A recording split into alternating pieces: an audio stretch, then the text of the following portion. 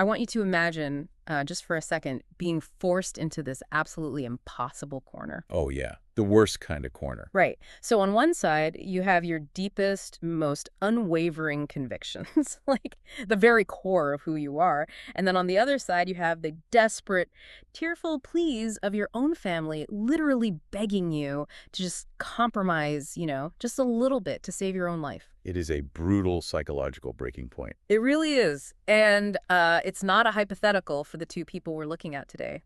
Welcome to today's deep dive. We're heading back to 286 AD to the story of twin brothers Mark and Marcellian. Yeah, and we've got an amazing stack of sources to go through today. We really do. We're crossing ancient martyrologies, Oxford University epigraphic records, Catholic encyclopedias, and even Renaissance art to figure out exactly how their legacy survived the absolute crushing weight of the Roman Empire. Because it really is a masterclass in psychological endurance. I mean, we're tracking a narrative that survives through secret catacombs, fractured pieces of marble, and centuries of shifting cultural memory. Which is wild. It is. And what makes this so compelling is that it bridges the ancient world directly to our modern human condition. We're looking at how a massive empire tried to erase two men from existence, and how those men kind of weaponize their own resolve to trigger a complete collapse of the local imperial strategy. Right. So, okay, let's set the scene. We are in Rome. It's under the reign of Emperor Diocletian. Not a great time to be a Christian. No, definitely not. The state is actively hunting down Christians who refuse to worship the Roman state gods. And Mark and Marcellian, they're twin brothers, they are deacons, and importantly, they come from a noble, distinguished Roman family. Which changes everything about how they're treated. Exactly, they get arrested. But instead of marching them straight to the chopping block, the authorities grant them a grueling 30-day stay of execution. Yeah, and we have to be clear here, that 30-day window was not a clerical error, right? It certainly wasn't an act of mercy. No, not at all. It was a highly calculated psychological tactic. Yeah. Diocletian's administration knew exactly what they were doing. For an entire month, the brothers are put under house arrest. Just sitting there. Just sitting there. And every single day, they are subjected to visits from their aging pagan parents, Tranquillinus and Marcia. Oh, that's rough. And it gets worse. Their non-Christian wives are brought in. They're forced to hold their own crying babies. Oh, man. And the insidious part is that the family isn't asking them to completely abandon their inner private beliefs. They're just begging the twins to offer a tiny, tiny pinch of incense to the state gods. Just a superficial gesture. Right, just a public gesture to satisfy the authorities so they don't get executed. It's basically the ultimate high-stakes hostage negotiation. I mean, the state isn't using Iron Maidens or the rack yet. They are weaponizing the twins' own empathy against them. Yeah. They're turning the love of their family into an instrument of torture. Like, if you are Mark or Marcellian and you're looking at your weeping mother or your own child, how do you not just burn the incense? Well, to really understand why this was such a massive standoff, you have to look at the mechanics of Roman civic religion. To the Roman state, refusing to worship the state gods wasn't viewed as, a theological disagreement. They didn't care about personal faith. Exactly. Romans didn't care what you believed in your heart. They cared about the public ritual. It was viewed as political treason. The gods were believed to physically protect the empire, so rejecting that public sacrifice was seen as a direct threat to national security. Wow. Okay, so it's a loyalty test. 100%. And because Mark and Marcellian were from a noble family, the state desperately wanted them to commit apostasy, meaning the formal public abandonment of their religion under pressure. Right, because an execution just makes a martyr out of them. Precisely. If the state executes a nobleman, he just becomes a hero to the dissident movement. But if the state can parade a nobleman in front of the public, showing that he broke down and burned the incense because he was scared, that shatters the morale of the entire Christian network. Yeah, a high-profile apostasy is a massive propaganda victory. So the state is just sitting back, waiting for these two guys to crack under the sheer emotional weight of their wives and parents crying every day. And honestly, 30 days of that feels impossible to withstand. It really does. But then they get a surprise visitor who completely flips the script. Enter an imperial officer named Sebastian. And yes, for anyone wondering, that is the famous Saint Sebastian. Yeah, the one with all the arrows in the painting. Exactly. But here, he's just an officer in the emperor's own household. Right. And he's a covert Christian. He actually manages to infiltrate their captivity. The authorities just assumed 30 days of tears would break the twins. But Sebastian intervenes, providing this immense psychological reinforcement. He rallies them. He does. And his presence triggers a completely unbelievable chain reaction of mass conversion. It's a total domino effect. Tranquillinus and Marcia, the pagan parents who are literally just begging them to burn the incense, they convert. The non-Christian wives, they convert. And the blast radius just keeps expanding. There's this public stenographer and warden keeping an eye on them, a guy named Nicostratus. Right. He brings his wife Zoe. Yeah. He brings Zoe to meet Sebastian, and according to the ancient accounts, Zoe had been mute for 6 years. She communicates her desire to convert, and miraculously, her speech is restored. Which is incredible on its own. It is, but then Nicostratus brings in the rest of the prisoners. He's guarding 16 people, and they all convert. But the wildest domino to fall is the judge who originally condemned the twins, a man named Chromatius. Chromatius is a highly placed magistrate. And he doesn't just convert. He frees all the prisoners under his jurisdiction, resigns his magistracy entirely, and retires to a farm in the countryside. Wait. How does that actually work in reality? Like, if I'm a high-ranking Roman judge, I can't just free a massive group of declared enemies of the state, quit my job, and go live on a farm. You'd think not. Right. The emperor would send the Praetorian Guard after me immediately. How does the empire let a high-ranking official just vanish without immediate retribution? Well, see, you're thinking of the Roman Empire as this perfectly functioning monolith, but this specific event exposes a massive vulnerability in Diocletian's Rome. Oh, really? Yeah. By the late 3rd century, early Christianity wasn't just a grassroots movement of the marginalized anymore. It was actively infiltrating the highest echelons of the imperial household. Think about it. You have officers like Sebastian in the palace, magistrates like Chromatius in the courts, nobles like the twins in high society. It was a deeply embedded network. So the empire couldn't just lash out blindly because the perceived enemy was, like, sitting at the desk right next to them. Exactly. It's like an autoimmune disease. The state is suddenly panicking because it realizes its own seemingly healthy tissue is actually part of this spreading movement. Wow. The empire is paralyzed by its own internal ranks, which, by the way, explains why the state was so desperate for the twins to publicly apostatize in the first place. They were trying to stop an internal bleeding they couldn't fully map out. But the empire eventually realizes what's happening. I mean, the state figures out the network. So the twins are freed by Chromatius, and they are actually concealed right under the emperor's nose in the imperial palace apartments by another Christian officer named Castulus. Hiding in plain sight. Literally. But the safety shatters. They are betrayed from the inside by an apostate named Torquatus. And once the Roman authorities realize the whole psychological approach failed, they pivot to absolute, uncompromising physical destruction. Yeah, they bring in a new judge, Fabian, to take over the case. Okay. And the punishment he hands down is designed to be an absolute eradication. The specifics of the execution are just uniquely horrific. Mark and Marcellian are nailed by their feet to 2 pillars, bound head downward. Upside down. Upside down. And they aren't killed quickly. They are left hanging in this agonizing posture, blood rushing to their heads, feet pierced for a full day and a full night. Unimaginable pain. Right, and the martyrologies note that they continually praised Christ through the pain until the guards finally pierced them through their sides with lances, and the backlash against their entire network is just as absolute. Everyone gets swept up. Everyone. Zoe, the woman who regained her speech, is hung from a tree with a fire kindled under her feet. Nicostratus is drowned in the Tiber River. Castulus is buried alive in a sand pit on the Via Labicana. Another convert, Tiburtius, is thrown into a ditch and buried alive. Notice the elemental nature of those executions. Fire, water, earth. Oh, I didn't even think of that. Yeah. The sheer theatrical cruelty was meant to send a message.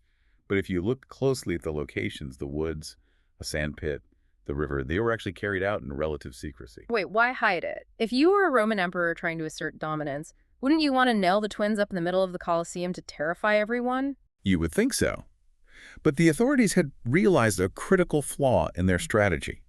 Public martyrdoms were no longer terrifying the Christian community. They were backfiring. Exactly. They were emboldening them. Seeing noblemen die bravely in the arena was like the best recruitment tool the Christians had. Yeah. So the state wanted this specific high-ranking network dead, but they desperately wanted to deny the Christians the spectacle of a public, glorious death. Oh. They were trying to quietly erase them from the physical world. No bodies, no graves, no memory. Which brings up the most fascinating mystery of this entire deep dive. They tried to erase them in secret. They threw bodies in rivers and buried them in sand pits. So how do we know their names today? That's a great question. If the empire tried to scrub them from history, how did the story survive? Well, this is where we turn to the epigraphic records from Oxford University. And epigraphy is the study of ancient inscriptions carved into stone. Originally, the followers of the twins managed to recover their bodies and bury them in the Catacomb of Saint Marco e Marcelliano, which was a subterranean cemetery on the Via Ardeatina, outside the city walls. Okay. But for a long time, their memory was just held together by word of mouth and hidden devotion. Until the late 4th century, when the church realizes they have a monumental PR opportunity. So Pope Damasus steps in, Christianity is now legal, and Damasus initiates a massive campaign to formalize the saintly cults. And we should clarify, by cult, we don't mean a sinister modern sect. Right, right. In this context, a cult is an organized system of public veneration. Damasus wants to rebrand Rome from a pagan capital to a Christian one. He essentially acts as an ancient urban planner. He writes these poetic epigrams, basically short commemorative poems, specifically for martyrs like Mark and Marcellian. And he has these poems carved into large marble plaques to mark their tombs. It's so smart. But the mechanism of how he did it is brilliant. He used a very distinctive, elegant font known as Philokaelian script, which was designed by a master calligrapher named Furius Dionysius Philocalus. It's the ancient equivalent of choosing a highly official, imposing font to legitimize a document.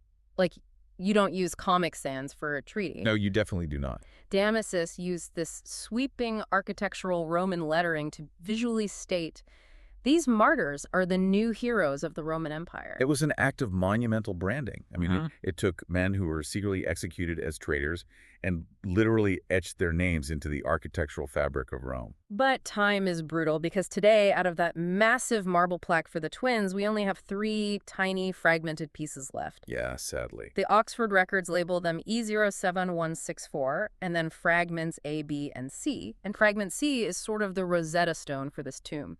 It contains the crucial Latin word fratres, meaning brothers, which archaeologists use to confirm the site. But here's the craziest detail. If you look at fragment C today, it is barely legible. Part of that poem only survives because a Renaissance scholar named Aldus Manutius happened to wander through, read the marble, and copy the text down into a manuscript before the rest of the stone was smashed or lost to history. Talk about lucky timing. And, the physical survival of their bones is just as chaotic. The bodies didn't stay in that suburban catacomb. By the 8th and 9th centuries, Rome was facing constant threats from outside invaders. Right. The suburban catacombs, being outside the defensive city walls, were incredibly vulnerable to looting. So you have a massive logistical nightmare on your hands. The church decides to undertake the translation of relics, basically moving thousands of skeletons from these vulnerable suburban cemeteries into intramural city churches. Churches safely protected inside the city walls.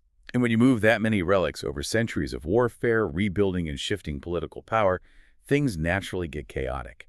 Bones get walled up for protection, and then the people who hid them die. They just get lost. Exactly. So the bodies of Mark and Marcellian were essentially forgotten, only to be, quote-unquote, rediscovered centuries later in 1583 under Pope Gregory XIII during renovations at the Church of Saints Cosmas and Damian. Which is where they still rest today. Yeah. It's honestly like Indiana Jones stuff. I mean, it's amazing to think about. An empire tries to quietly erase you in 286 AD. Your bones are hidden, moved, lost, and then found behind a wall 1,000 years later. It's wild. But their survival wasn't just physical, it became psychological. And you can see exactly how that psychological memory evolved if you look at how the Renaissance chose to remember them. Let's look at the art history archives. Pella Veronese, a master of the Renaissance, paints a massive canvas in Venice in 1565. Ah, yes. Saints Mark and Marcellian taken to be martyred. That's the one. Veronese's composition is a brilliant departure from how you might expect a martyrdom to be painted. He entirely ignores the physical gore. Which is pretty rare for martyrdom paintings. Extremely rare. When you look at the painting, you don't see the pillars. You don't see the nails. You don't see the blood rushing to their heads. Instead, the painting zooms in on that 30-day house arrest. Oh, wow. It captures the deeply unbalanced, uncomfortable psychological tension. It shows the parents, old and frail, physically pulling at their sons, begging them. And standing next to them is Saint Sebastian, in shining armor, providing the counterweight, basically encouraging them to hold fast. He paints the internal battle, not the external execution. Exactly. And that shift in focus from the gory ancient death to the agonizing family dispute makes the story incredibly modern. Which leads perfectly into the Catholic encyclopedia source we reviewed from Regnum Christi, specifically the Uncle Eddie letters. Right, the modern applications. Yeah, this is a modern, fictionalized series of letters offering spiritual advice. In one letter, the author uses the story of Mark and Marcellian to counsel a modern woman who is facing severe emotional resistance and alienation from her own family because she chose a religious vocation. Which just proves that this 3rd century standoff is a timeless template. I mean, the physical threat of Roman execution might be hard for a modern person to relate to, Very hard. but the universal human dilemma remains exactly the same. It's the agonizing choice between worldly fondness, the desperate desire for the love and approval of the people closest to you, and your ultimate truth, your deepest convictions. Everyone, at some point in their life, faces a moment where what they believe is right puts them at odds with the people they love most. That is so true. Mark and Marcellian just face that dilemma at the absolute highest stakes imaginable. And their story demonstrates that maintaining your conviction isn't just about preserving your own internal integrity. It's about the external reaction it forces. When you refuse to yield under that kind of emotional leverage, it acts as a catalyst. So think about what that means for you listening right now.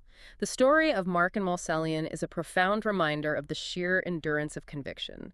It shows us that true resolve can create an unstoppable ripple effect. It really can. Their refusal to burn that tiny pinch of incense ultimately changed the hearts of the very parents trying to break them, the guards watching them, and even the magistrate who held the keys to their prison.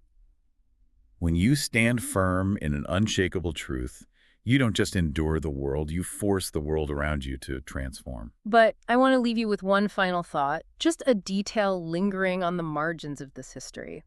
We've spent this entire deep dive talking about the martyrs. We've talked about the courageous converts, the judge who walked away, the brave intervention of Saint Sebastian. But think about the apostate. Think about Torquatus. Torquatus was the man inside the network, the one who cracked. He ultimately betrayed Castilus, Mark, Marcellian, and the rest of them to the authorities. Right. History remembers the martyrs. They are immortalized in magnificent Renaissance art. Their names were carved into Roman marble with imposing script, and they are the subjects of daily devotions around the world today. Torquatus, on the other hand, is remembered only as a dark footnote.